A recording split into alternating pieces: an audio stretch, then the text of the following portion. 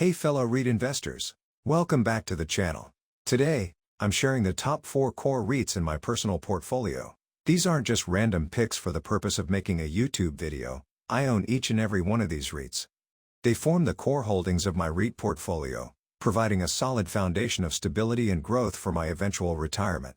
These are my biggest holdings, and are the ones that I'll be keeping a close watch on in 2025 for opportunities to add more. I chose these top 4 core REITs because together, they cover all the key sectors for strategic diversification: retail, office, industrial, healthcare, and global hospitality. These REITs offer a nice mix of steady Singapore-based properties and growth-oriented overseas assets. But there's the twist in my video today. There's a popular REIT that I've decided to leave out of my core holdings, and I'll reveal which REIT this is, and explain why later in the video. But if you've been following my channel, you might already have an idea which one it is. But first, let me remind you that this video is for informational purposes only and not financial advice. Always consult a licensed financial advisor to ensure your investments align with your goals. I own the REITs discussed in this video, but what works for me might not work for you. Alright, let's get started. Why core and satellite investments matter. Before we dive into the REITs, let's take a moment to talk about the concept of core and satellite investments. This is a framework I use to organize my portfolio in a way that balances stability and growth while managing risk. It's especially useful if you're a long-term investor like me, where selecting quality REITs for the core is just as important as boosting the overall yield of the portfolio with some risk for the satellite. Or simply put, capital preservation is just as important as capital growth. So, what's the difference? The core of your portfolio is to be made up of steady, reliable REITs. These are the ones you can hold for the long haul. They won't make you rich overnight, but they provide consistent income, lower risk, and strong fundamentals. Because they are more stable, they tend to deliver lower but predictable returns compared to the more adventurous REITs. On the other hand, satellite investments are where things get a bit more exciting. These REITs carry higher risk, but they also offer the potential for higher returns. They're often tied to specific sectors or trends, like data centers or overseas markets, where performance can be more volatile but rewarding if you get it right. Now, what about the proportion of core versus satellite? For me, I keep my core portfolio at around 70% to 80% of my total REIT holdings. This gives me a solid foundation that I can rely on, no matter what the market does. The remaining 20% to 30% is for my satellite REITs, those higher risk plays that help boost returns and diversify my portfolio. If you're a long-term investor, having a strong core is critical.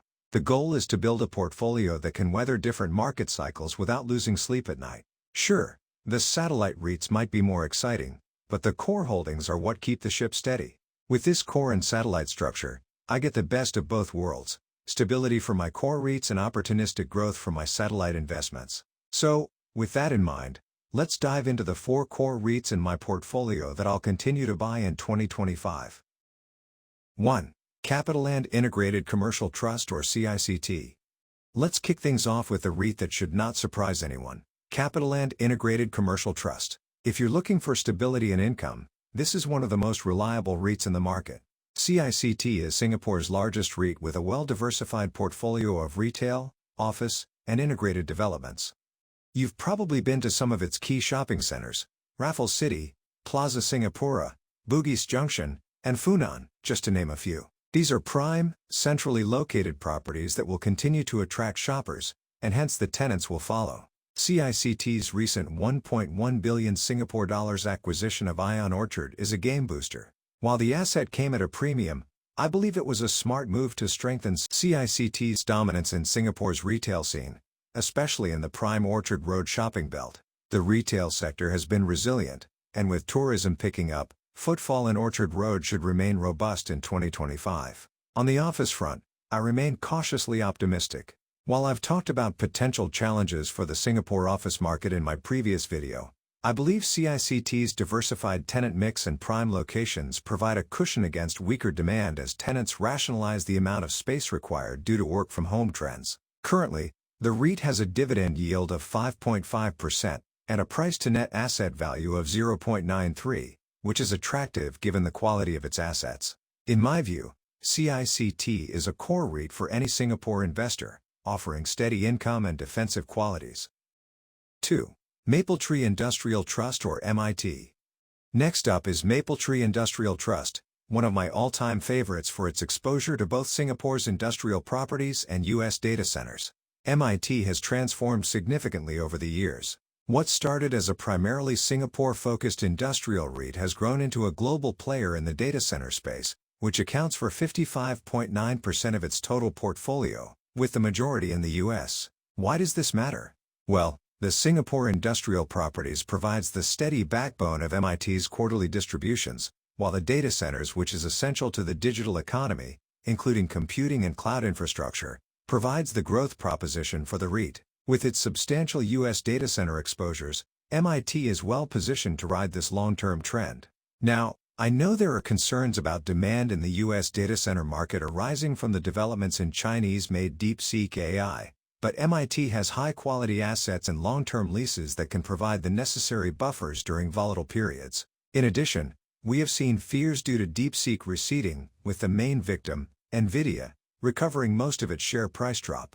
Meanwhile, its Singapore industrial properties continue to offer high occupancy rate at 92.7% with rental reversion of plus 9.8%, providing steady income and helping balance the portfolio. For me, MIT offers the perfect mix of growth and stability, at a high dividend yield of 6.68%, which is why it remains a key holding. If you've been enjoying this video so far, do this uncle a favor. Give it a like and hit that subscribe button. You wouldn't want to miss my upcoming video on the REITs in my satellite portfolio and other deep dive REIT analyses. Alright, let's get back to it. 3. Parkway Life REIT or P Life REIT. Let's move on to Parkway Life REIT, one of the most defensive REITs in my portfolio. P Life focuses on healthcare properties, with its core assets being 3 private hospitals in Singapore: Mount Elizabeth, Gleneagles, and Parkway East. Healthcare is one of those sectors that's practically recession-proof. People need medical services regardless of the economic environment, which makes P Life one of the most reliable income-generating REITs around. What's even better is that P Life has been expanding into Japan's nursing home sector, which offers great long-term growth potential due to Japan's aging population.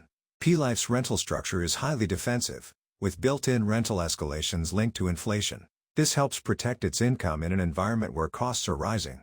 Although it has a lower yield of 3.85% currently, if you're looking for a low-risk, high-stability REIT, Parkway Life is hard to beat. Its DPU has been increasing for 17 straight years since IPO, even across the volatile COVID years. 4. CapitaLand Ascot Trust or CLAS. Finally, I have CapitaLand Ascot Trust, which gives me exposure to the global hospitality sector via one of the most attractive hospitality brands in the world. CLAS owns a diversified portfolio of 100 serviced residences, hotels, and rental housing properties across 45 key cities worldwide in 16 countries. As international travel continues to recover worldwide, CLAS may continue to benefit from the surge in tourism and business travel. One thing I like about CLAS is its shifting focus towards long-stay assets, which provide a more stable income stream compared to traditional hotels. This consists of 17% of its total assets, but the REIT intends to increase this to 25% to 30%. Its geographical diversification across Asia, Europe, and the U.S. also helps reduce risk. Recent acquisitions in key gateway cities have strengthened its portfolio, and 2025 could be another positive year, provided current recovery trends in travel continue. The attractive dividend yield of 6.93% is the highest among the 4 core REITs, reflecting higher volatility arising from the hospitality sector. The one REIT I'm leaving out. Now, before we wrap up, let's talk about one popular REIT that didn't make it into my core holdings, Mapletree Pan-Asia Commercial Trust, or MPACT.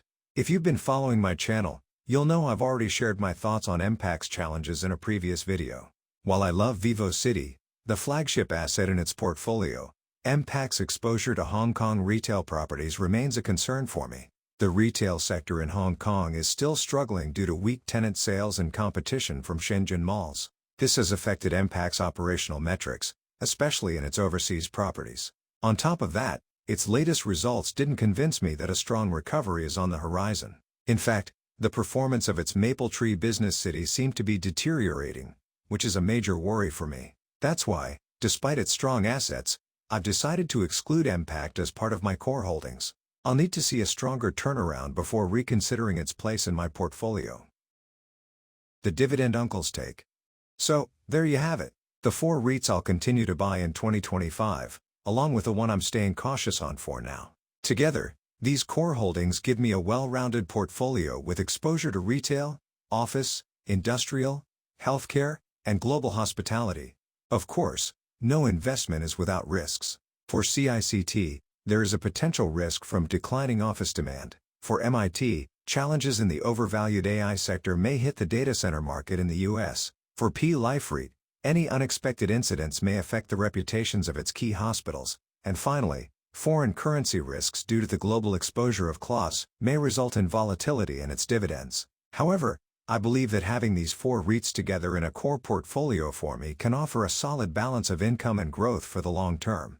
What do you think? Are you holding any of these REITs, or do you have other favorites? Let me know in the comments. And if you found this video helpful, don't forget to like and subscribe for more deep dive REIT analysis. Until next time, happy investing!